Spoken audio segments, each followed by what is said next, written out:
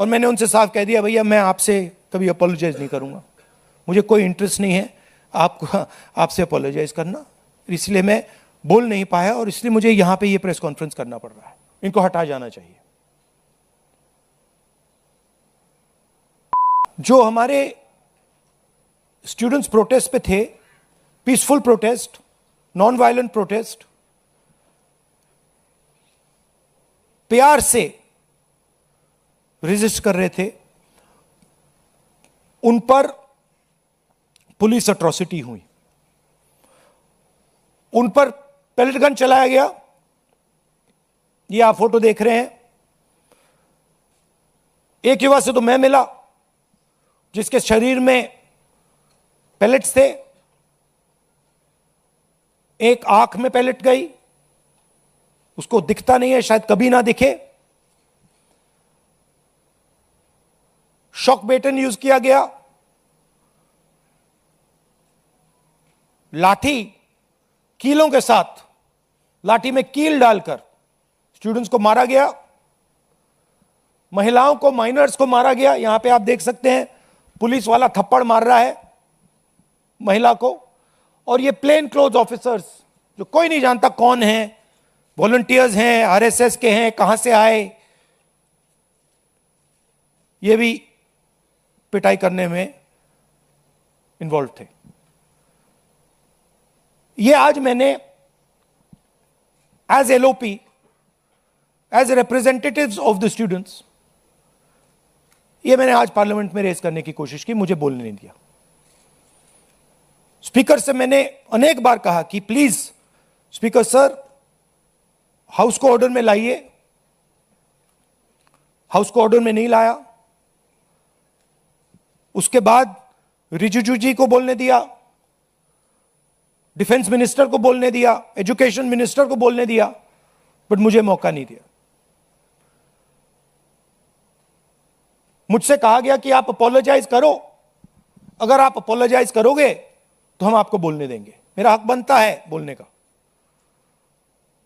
और मैंने उनसे साफ कह दिया, भैया मैं आपसे कभी अपोलोजाइज नहीं करूंगा, मुझे कोई इंटरेस्ट नहीं है आपसे अपोलोजाइज करना, इसलिए मैं बोल नहीं पाया और इसलिए मुझे यहां पे ये प्रेस कॉन्फ्रेंस करना पड़ रहा है।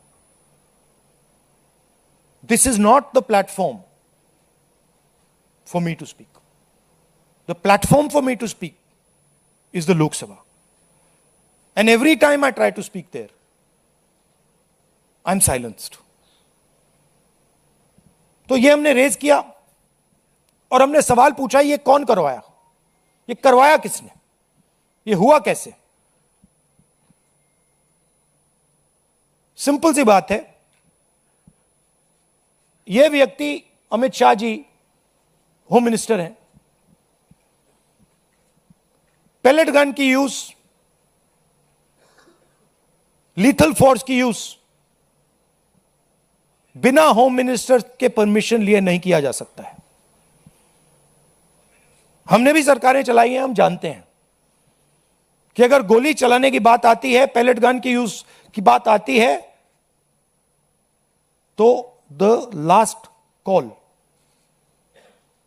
Is the home minister and the prime minister, we know that. तो आइदर द होम मिनिस्टर, इन्होंने ऑर्डर किया युवाओं को मारने का ऑर्डर, लाठी चलाने का ऑर्डर, पेलेट गन का यूज का ऑर्डर, या फिर इनको मालूम ही नहीं था। होम मिनिस्ट्री चल रही है, अमित शाह जी कुछ और कर रहे हैं, होम मिनिस्टर को मालूम नहीं कि भैया किसी ने पेलेट गन चला दी, किसी ने मतलब लाठी मार दी, वो किसी और दुनिया में थे। यही दो पॉसिबिलिटीज हो सकती हैं, तीसरी तो हो ही नहीं सकती। तुम्हारा कहना है आइदर पॉसिबिलिटी,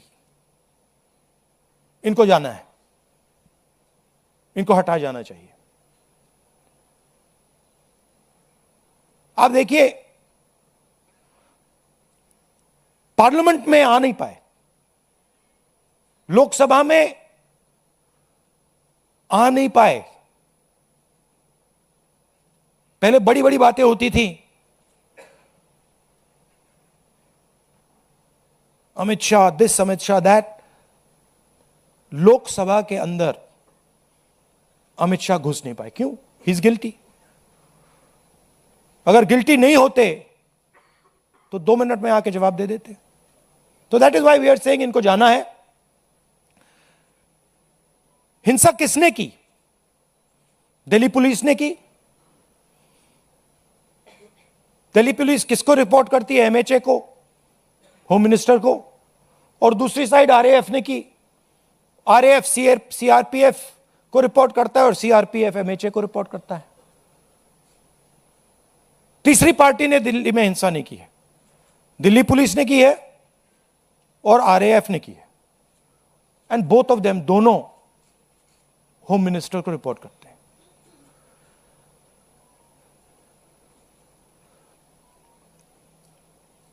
पच्चीस तारीख को मैंने ये चिट्ठी लिखी, होम मिनिस्टर को लिखी है। 2 सवाल पूछे। पहला सवाल, एज होम मिनिस्टर आपने लीथर फोर्स पेलेट गन्स का अप्रूवल दिया, हां या ना? और दूसरा सवाल, ये जो प्लेन क्लोज में लोग दिख रहे हैं, जो लाठियों से मार रहे हैं लोगों को, युवाओं को, ये हैं कौन? कहां से आए? क्या ये पुलिस वाले हैं या ये कोई और है?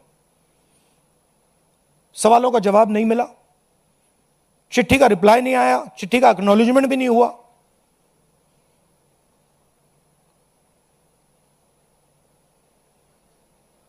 तो हमारा कहना है कि स्टूडेंट्स को जस्टिस तो मिलेगी, आज नहीं तो कल। सरकार को हमारी एडवाइस है कि आप अमित शाह जी को हटा दीजिए और एक SC monitored independent high part committee से प्रोब कराइए, जो जांच करे किसने ऑर्डर दिया, कैसे हुआ, पेलेट गन का यूज, हमारे ही बच्चों पर पेलेट गन का यूज किसने ऑथराइज किया और क्यों।